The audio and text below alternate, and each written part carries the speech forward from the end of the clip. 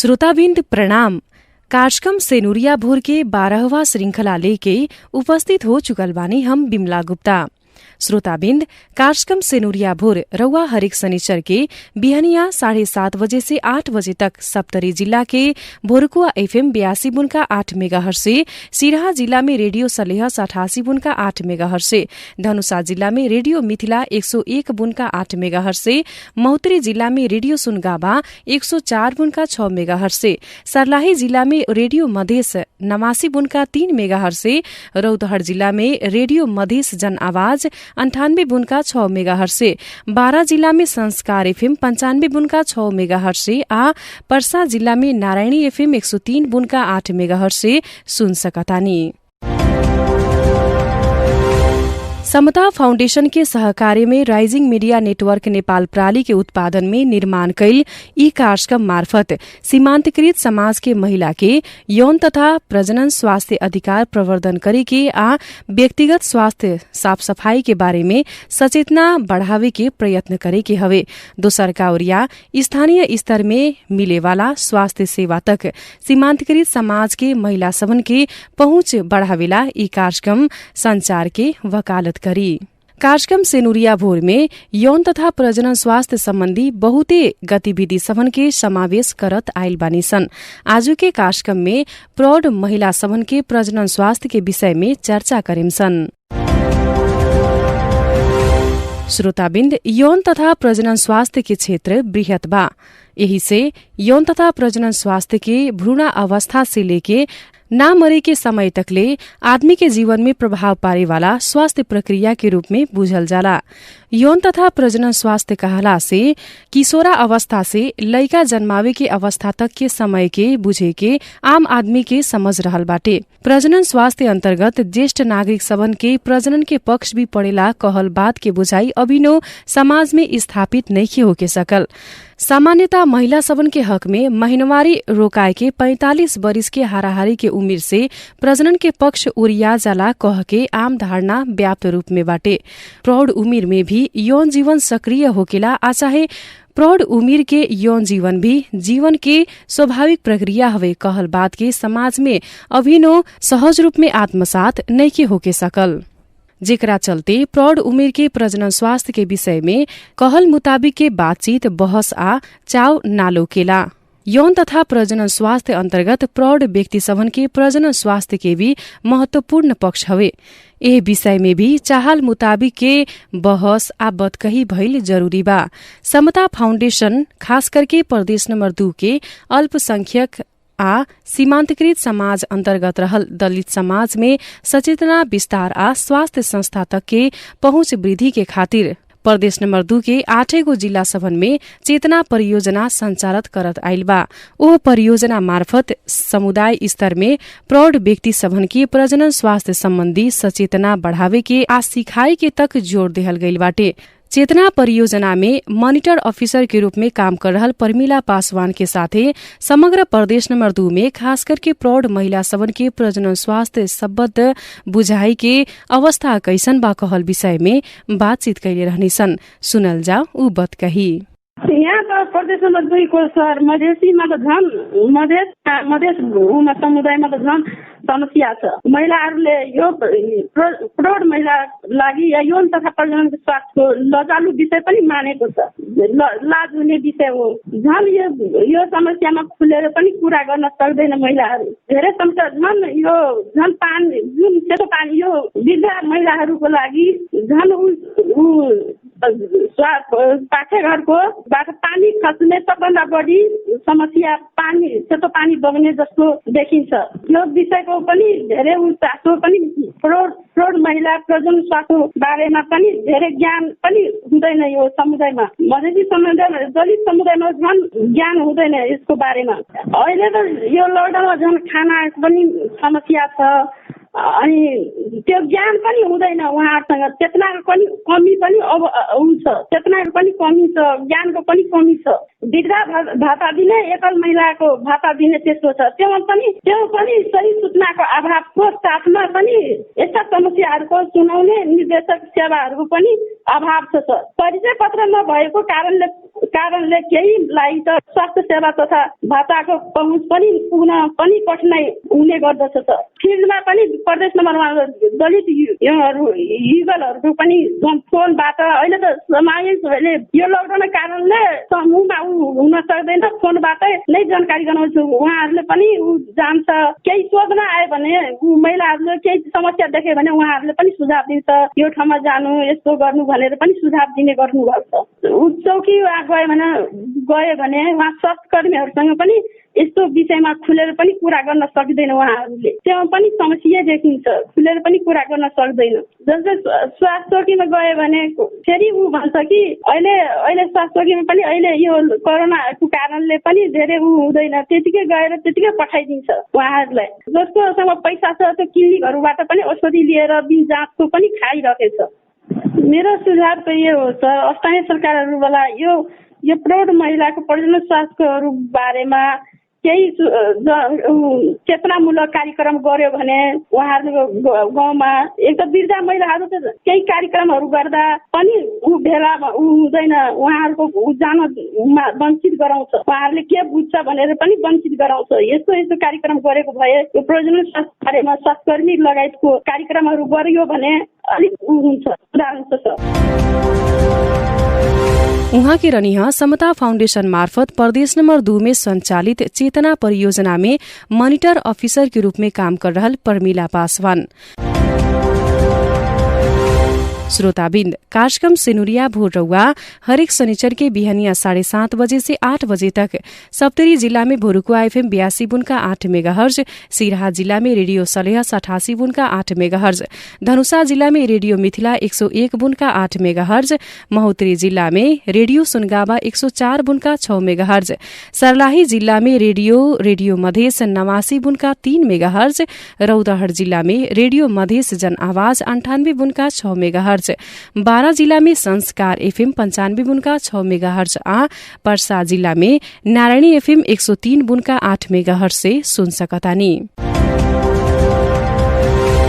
श्रोताबिन्द प्रौढ़ उमिर के भीतर महिला सबन के महिनवारी रोकाए के उमिर के आसपास बहुते मानसिक आ शारीरिक समस्या सब लौकेला। ऐसनका समस्या के विषय में चाहे वाला जानकारी आ सूचना उपलब्ध ना भइला बाद महिला सबन में निराशा बढ़े के आ मनोबल गिरे के अवस्था तक सिर्जना होकेला।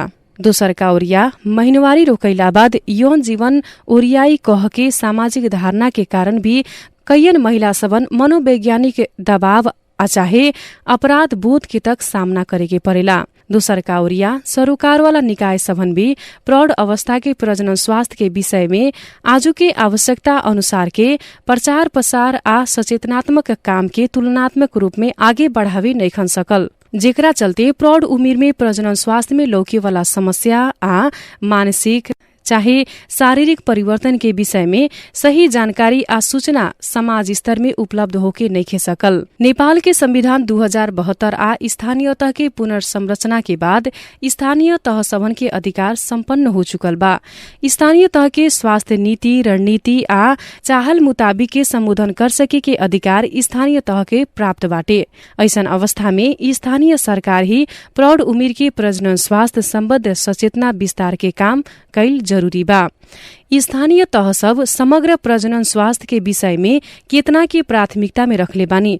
प्रजनन सम्बद्ध स्वास्थ्य शिक्षा आ इलाज के विषय में स्थानीय तह सब का कर रहल बानी।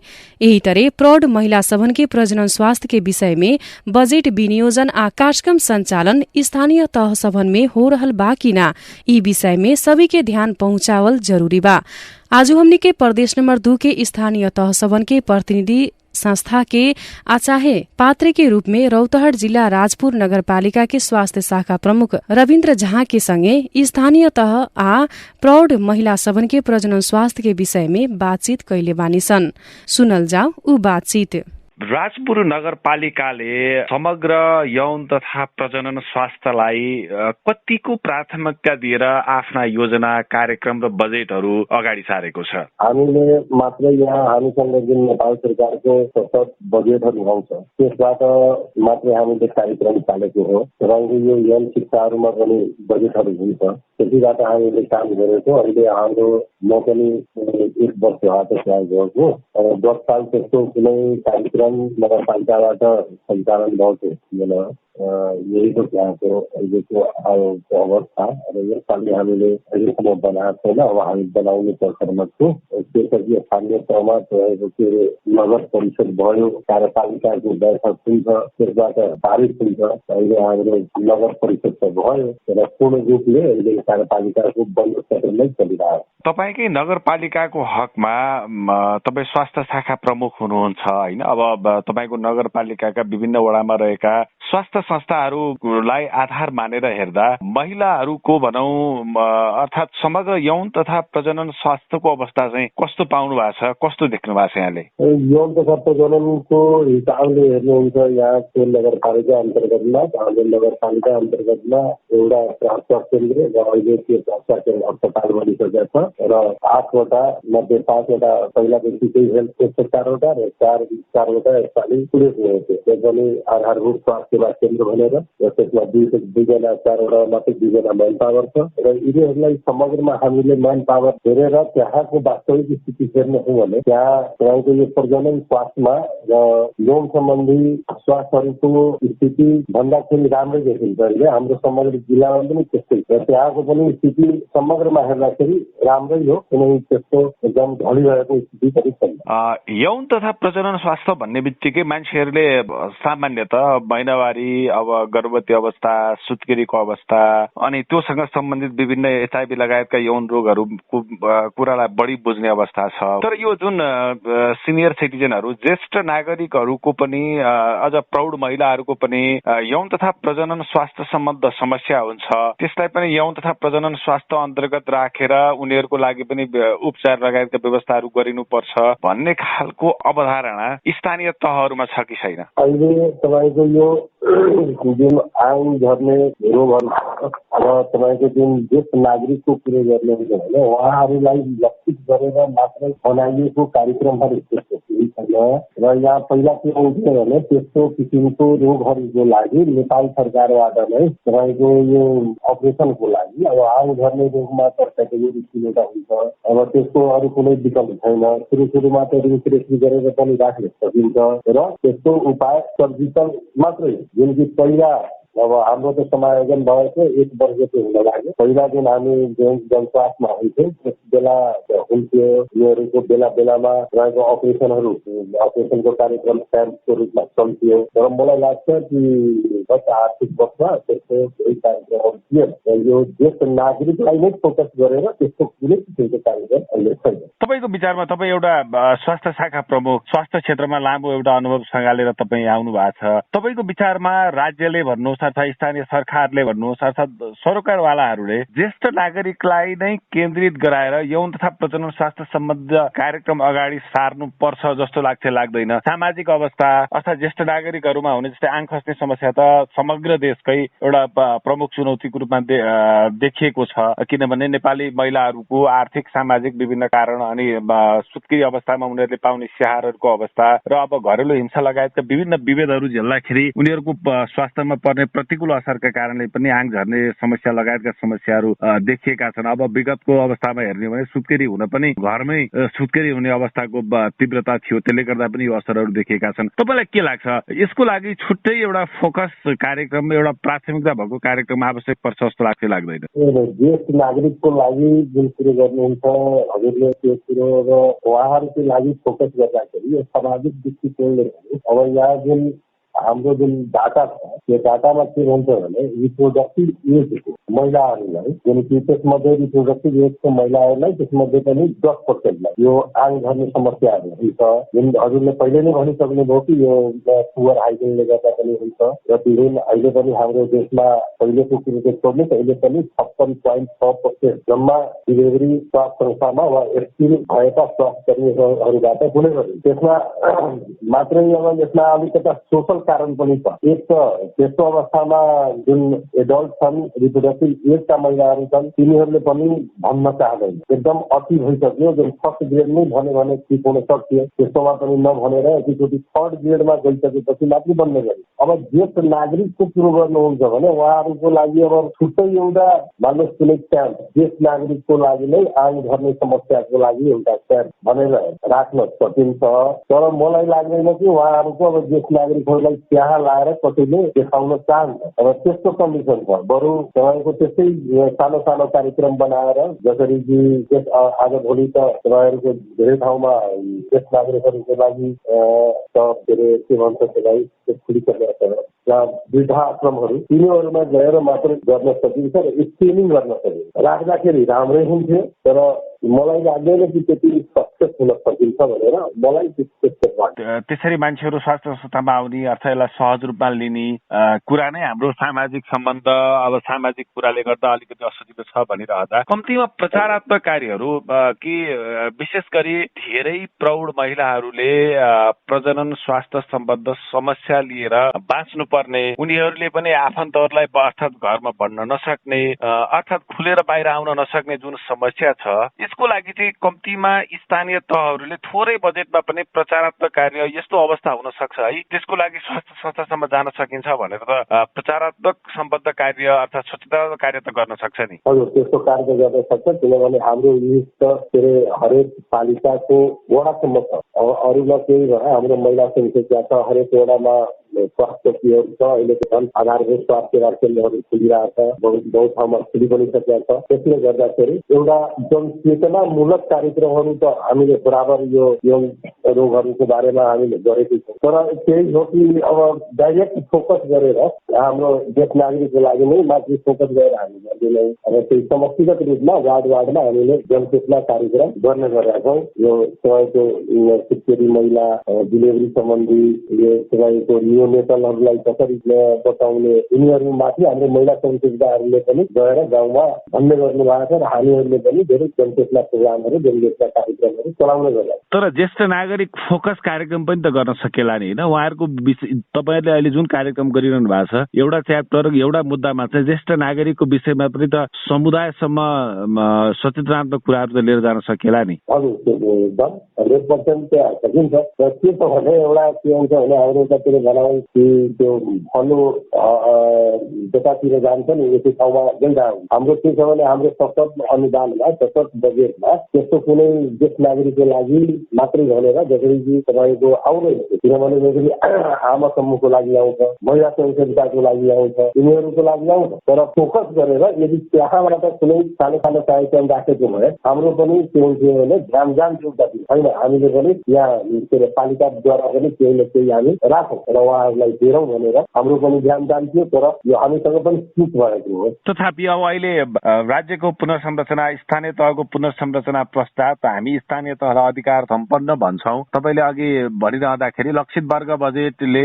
अर्थात् टार्गेटले गर्दाखेरि त्यो ध्यान जाने कुरा एकातिर रह्यो। तर आगामी दिनमा यो कुरातर्फ चाहिँ एउटा नगरपालिकाको तपाईँ स्वास्थ्य शाखा प्रमुख भइरहँदा यसलाई अलिकति कार्यान्वयनमा लैजान यो ज्येष्ठ नागरिक भनौँ अर्थात् प्रौढ महिलाहरूको प्रजनन स्वास्थ्यलाई केन्द्रमा राखेर काम गर्न चाहिँ यहाँले केही न केही त सक्नुहुन्छ, यसतर्फ अब पहल गर्नुहुन्छ? हजुर, गर्नुपर्ने नै हो। हाम्रो ध्यान भट्केको थियो, हामीले त्यति सोच्न सकेनौँ। त्यही हुन्छ कि हाम्रो जुन सतत बजेटमा आउँछ त्यस्तै कार्यक्रमहरू, त्यस्तो निर्देशिकाहरू पढ्दा पढ्दै त्यसबाट कार्यक्रम कार्ययोजनाहरू बनाउँदै ध्यान अलिक भट्कियो। तर अब यो गर्न सकिन्छ, नगर्ने होइन। उहाँकी रनिह रौतहट जिला राजपुर नगरपालिका के स्वास्थ्य शाखा प्रमुख रविन्द्र झा। प्रौढ़ उम्र में प्रजनन स्वास्थ्य से जुड़ल गंभीर स्वास्थ्य समस्या सब भी हो सकता, खास करके प्रौढ़ उम्र के पुरुष सबन में प्रोस्टेट के कैंसर हो सके के जोखिम रहेला त महिला सबन में बसदानी आ स्तन कैंसर हो सके के खतरा रहेला। ऐसनका गंभीर स्वास्थ्य समस्या सब आ सके के अवस्था के ध्यान रखत प्रौढ़ उम्र के आदमी सबन तक भी प्रजनन स्वास्थ्य संबंधी जानकारी संगे संगे सतर्कता आ सावधानी के सम्बद्ध सिखाई आ जानकारी पहुंचावल जरूरी बा। नेपाली समाज में प्रौढ़ उम्र के महिला सबन में बजदानी गिरे के समस्या तीव्र रूप में लौकेला। खास करके लड़कोरी होकेला अस्पताल ना जाए वाला अवस्था वर्तमान में तक विद्यमान रहल बात बीतल दिन में अधिकतर के लड़कोरी करावे के रिवाज घर में ही रहे। दूसरका ओरिया गर्भावस्था में जटिल काम करे के मजबूरी, लड़कोरी अवस्था में चाहल मुताबिक के देखभाल के अभाव आ पोषण के कमी जैसन का कारण से महिला सबन के बजदानी गिरे के समस्या सहे के पड़ेला। श्रोताबिन्द, कार्यक्रम सेनुरिया भोर रउआ हरेक शनिचर के बिहनिया 7:30 बजे से 8 बजे तक सप्तरी जिला में भोरुकुआ FM 82 बुनका 8 मेगाहर्ज, सिराहा जिला में रेडियो सलेहस 88 बुनका 8 मेगाहर्ज, धनुषा जिला में रेडियो मिथिला 101 बुनका 8 मेगाहर्ज, महोत्तरी जिला में रेडियो सुनगाबा 104 बुनका 6 मेगाहर्ज, सर्लाही जिला में रेडियो मधेस 89 बुनका 3 मेगाहर्ज, रौतहट जिला में रेडियो मधेस जन आवाज 98 बुनका 6 मेगाहर्ज, बारा जिला में संस्कार FM 95 बुनका 6 मेगाहर्ज आ पर्सा जिला में नारायणी FM 103 बुनका 8 मेगाहर्ज से सुन सकतानी। प्रौढ़ उम्र के महिला सबन में अभी भी कईयन प्रजनन स्वास्थ्य के समस्या सहे के पड़ रहल बाटे, जेकरा चलते उ सबन के बुढ़ारी के उम्र में और जटिल समस्या बनत जाला। यही संबंध में सरोकार वाला सबन के ध्यान पहुंचल जरूरी बा।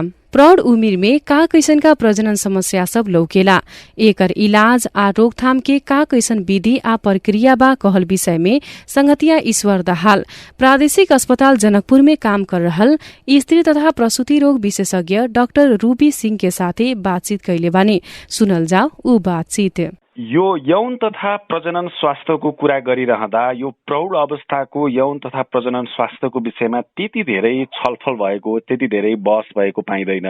यौन तथा प्रजनन स्वास्थ्यलाई हेर्दा यो जुन प्रौढ अवस्थाको यौन तथा प्रजनन स्वास्थ्यलाई कसरी लिने, यसलाई कसरी बुझ्ने? हजुर, यसमा के हुन्छ भनेदेखि महिलाहरूको उमेर हिसाबले समस्या पनि विभिन्न हुन्छ अनि उमेर हिसाबले समस्या विभिन्न भन्दाखेरि एउटा चाहिँ हाम्रो फर्टिलिटी एज ग्रुपको एक थरीको समस्या हुन्छ। त्यसपछि जुन फर्टिलिटी एज ग्रुप जुन हामी मेनोपज भन्छौँ, त्यो महिनावारी सुकेपछिको, अनि उनीहरूमा फेरि एक अर्को किसिमको समस्याहरू चाहिँ हुन्छ। अब हामीले अहिले खासमा कुरा गर्दाखेरि चाहिँ जो अब आफ्नो फ्यामिली कम्प्लिट गरिसकेपछि अलिकति उमेर लागिसकेको महिलाहरूको बारेमा अहिले हामी विशेष कुरा गर्ने हो, त्यही कुरा गर्ने हो।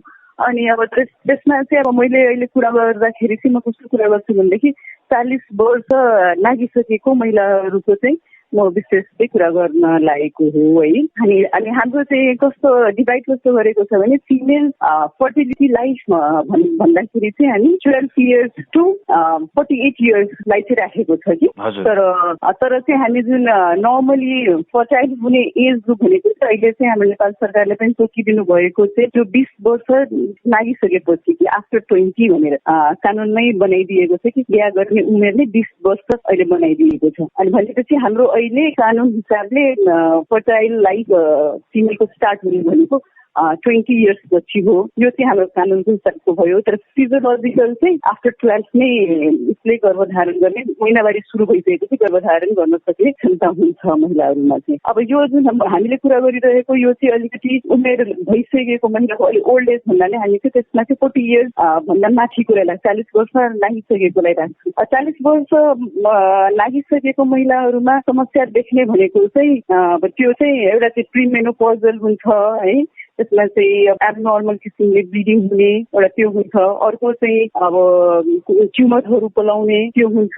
अनि अर्को चाहिँ युनिट चिलाउने, प्रपर हाइजिन मेन्टेन गर्न नसकेर हुने यो समस्याहरू चाहिँ हुन्छ। त्यसमा पनि हामी अझै वृद्धमा हेर्ने हो भनेदेखि चाहिँ यो एज ग्रुप पनि त्यति धेरै नेग्लेक्टेड छैन। एकदमै नेग्लेक्टेड एज ग्रुप भनेको आफ्टर 48 यानि कि 50 वर्षभन्दा माथिको महिलाहरू चाहिँ एकदमै नेग्लेक्टेड किसिमका हामीले पाएका छौँ। त्यो भनेको चाहिँ मेनोपज एज ग्रुप भन्नाले चाहिँ महिनावारी सुकिसकेको महिलाहरू, उहाँहरूकोमा चाहिँ मेनली चाहिँ कस्तो भने सबैभन्दा अप्ठ्यारो र गाह्रो लाइफ उहाँहरूको हुन्छ। महिनावारी सुकिसकेपछि योनिमा के भन्छ हर्मोनहरू हुँदैन होइन, किनभने सुकिसकेकोले गर्दाखेरि चाहिँ उहाँहरूको एउटा एक किसिमको चिलाउने होइन, त्यसैमा पानी जाने, रगत जाने, यस्तो यदि समस्या देख्यो भनेदेखि यसमा चाहिँ तुरन्तै एकदम हामीले डक्टरलाई सम्पर्क गर्नै पर्छ। यो चाहिँ विशेष ध्यान दिनुपर्ने अवस्था हो। अनि अर्को चाहिँ उहाँहरूको त्यही हर्मोनहरूको कमीले गर्दाखेरि अर्को चाहिँ आन खस्ने, हाम्रो लोकल भाषामा भन्छौँ आन खस्ने भन्छ, त्यो प्रोल्याप्स युट्राइन प्रोल्याप्स भन्ने अवस्था हुन्छ। त्यसमा पनि उहाँहरूलाई चाहिँ अब पिसाब गर्नलाई या मतलब डेली लाइफमै उहाँहरूलाई प्रब्लम भइराखेको हुन्छ। त्योहरूमा चाहिँ ध्यान पुर्याउनु पर्ने, हेरिदिनु पर्ने चाहिँ एकदम आवश्यक छ। डाक्टर साहब मैले अलिकति रोकेँ, जस्तै यो प्रौढ उमेर हुँदै गएपछि जस्तै पुरुषमा प्रोस्टेटको समस्या, क्यान्सर लगायतको होइन, महिलामा जस्तै पाठेघरको क्यान्सरहरू, स्तन क्यान्सरहरू, अहिले यहाँले आङ खस्ने वा पाठेघर खस्ने समस्याहरू भन्नुभयो। यो पक्ष त आखिर प्रजनन स्वास्थ्यकै पक्ष हो र त्यो भनेको करिब करिब पुरुष वा महिला 50 वर्ष कटिसकेपछि झेल्ने समस्या हो। यसलाई चाहिँ त्यति धेरै प्राथमिकतामा राखिएको अर्थ राज्यको तर्फबाट पनि स्वास्थ्य सरकारवालाहरूले पनि समुदायमा सचेतना लैजाने हिसाबले होस्, अर्थात् यसलाई एउटा विशेष कार्यक्रम बनाएर लैजाने खालको चाहिँ देखिँदैन होइन डाक्टर साहब? यस्तो छ, आन खस्नेलाई त सरकारले ध्यान दिएको हो। आन खसेको महिलाहरूको लागि त प्रोग्रामहरू चलाएको छ सरकारको तर्फबाट, फ्री क्याम्पहरू, उनीहरूको त्यसको स्क्रिनिङदेखि लिएर अनि त्यसपछि त्यो रिङ लगाउने अपरेसनसम्मको सरकारले पुरै खर्च बेहोरेको त्योहरू चाहिँ छ। आन खस्ने समस्याले चाहिँ त्यति धेरै ग्रसित चाहिँ छैन हाम्रो पपुलेसनमा। मेन जुन छ यो क्यान्सर सम्बन्धी जुन भन्नुभयो त्यसको लागि चाहिँ पटक्कै कुनै पनि ध्यान छ जस्तो चाहिँ मलाई लाग्दैन। त्यसमा जस्तै कि अब 50 वर्ष कटिसकेको महिलाको यदि एबनर्मल किसिम या भन्न महिनावारी सुके 50 वर्ष मैले किन सोचेको महिनावारी सुकिसकेको महिलाको यदि एबनर्मल किसिमले ब्लिडिङ हुन्छ, रगत आउँछ भनेदेखि हामीले फर्स्ट सोच्नुपर्ने नै क्यान्सर हो जुनलाई चाहिँ राज्यले अलिकति पनि केही गरिदिनु पर्ने जस्तो चाहिँ गरेको चाहिँ छैन। त्यो चाहिँ हो र त्यहाँनिर चाहिँ कमी कमजोरी भएकै हो। हजुर, त्यो चाहिँ मैले भन्नुपर्छ। यो जुन प्रौढ उमेरको प्रजनन स्वास्थ्यको विषयमा कस्ता खालका सूचनाहरू, कस्ता खालका सावधानीहरू समुदायसम्म चाहिँ के पुर्याउन जरुरी छ डाक्टर साहब? अब हेर्नु, सरकारले आन खसेको र स्तन क्यान्सरको बारेमा चाहिँ जनचेतना टाइम टाइममा चलाइराखेको हो र यसको लागि चाहिँ टाइम टाइममा आउन चाहिँ हेर्न चाहिँ भन्ने मतलब जाँच गराउन चाहिँ सूचना प्रकाशित गरेर गराइराखेको हो। यो चाहिँ भइरहेका प्रोग्रामहरू हो। नभएको छुटेको भनेको जस्तै कि त्यो मेनोपज सिम्टम्सहरू जुन हुन्छ महिलामा, त्यो मेनोपोजल सिम्टम्स जस्तै कि मेनोपोजल क्लिनिकहरू चाहिँ कहीँ पनि छैन।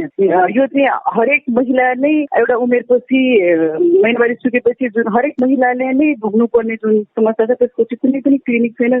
त्यसको बारेमा चाहिँ कहीँ पनि केही पनि चर्चा चाहिँ गरिएको चाहिँ छैन। त्यो चाहिँ सरकारले चाहिँ विचार गर्नुपर्ने कुरा चाहिँ हो। आन खस्ने चाहिँ एउटा मात्रै पार्ट हो, एउटा मात्रै प्रब्लम हो त्यो चाहिँ विभिन्न समस्या मध्ये, अनि त्यो एउटा पार्टले मात्रै हेरेको छ सरकारले। डाक्टर साहब, अन्त्यमा यो प्रौढ अवस्थाको प्रजनन स्वास्थ्यको विषयमा एउटा स्वास्थ्य कर्मीको दृष्टिबाट हेर्दा के सुझाव दिन चाहनुहुन्छ? म चाहिँ के सुझाव दिन चाहन्छु भने यदि महिनावारी सुकिसकेछ र तपाईँलाई योनि चिलाउने हुन्छ, एकदमै सास फेर्न गाह्रो जस्तो लाग्छ, एकदमै गर्मी लाग्छ, एकदमै खलखली पसिना आउँछ भनेपछि यो चाहिँ अरू समस्या नभइकन तपाईँको महिनावारी सुकेको भएर भएको हो। यसको लागि चाहिँ हाम्रो उसमा गाइनेमा चाहिँ ट्रिटमेन्ट छ होइन, HRT भन्छौँ, हार्मोन रिप्लेसमेन्ट थेरेपीहरू छ, त्यो ट्रिटमेन्टहरू छ। त्यो तपाईँहरूले लिन सक्नुभयो भनेदेखि चाहिँ तपाईँहरूको लाइफ चाहिँ अलिकति एबनर्मल भन्दा नर्मल किसिमको जस्तो तपाईँले पहिला बिताइरहनु भएको थियो त्यो चाहिँ गर्न सक्नुहुन्छ। र जस्तै कि अब यसमा चाहिँ सबैभन्दा अब लाज लागेर महिलाहरू भन्न सक्नुहुँदैन। त्यसमा के हुन्छ भनेदेखि ड्राइनेस भएर एकदमै चिनाउने प्रब्लम हुन्छ, जसलाई कि उहाँहरूले न आफ्नो फ्यामिलीमा राख्न सक्नुहुन्छ न स्वास्थ्य कर्मीसँग पुग्न सक्नुहुन्छ। त्यो चाहिँ अब डे टु डे लाइफमा उहाँलाई धेरै गाह्रो भइरहेको हुन्छ। यसलाई चाहिँ ननुकाएर राखेर र यसको थेरेपी लियो भने यो ट्रिटमेन्ट हुन सक्छ। यो चाहिँ म भन्न चाहन्छु, गर्न सकिन्छ। उहाँ के रनिहा प्रादेशिक अस्पताल जनकपुर में काम कर रहल स्त्री तथा प्रसूति रोग विशेषज्ञ डॉक्टर रूबी सिंह। श्रोताबिन्द, आजु के सेनुरिया भोर के समय एतही ओरियाइल बा। कार्यक्रम सेनुरिया भोर के विषय में कोनो सलाह सुझाव आ चाहे शिकायत भइला में हमने के विद्युतीय पत्र में लिख सकतानी। हमने के पत्र भेजे के ईमेल ठेगाना rmn.nepal@gmail.com हवे। यही तरह रउआ हमने के 01510763 में सीधा फोन संपर्क कर सकतानी। एकरा साथ साथै समता फाउन्डेशन के सहयोग आ rising media media network Nepal प्राली के निर्माण में संचालित कार्यक्रम सेनुरिया भोर से विवेक यादव, राकेश ठाकुर, श्वेता सिन्हा, ईश्वर दाहाल आ सुषमा कर्णी के साथे हम बिमला गुप्ता भी आज्ञा चाहतानी। राउर सप्ताह स्वस्थ आ सुखमय बीतो। प्रणाम।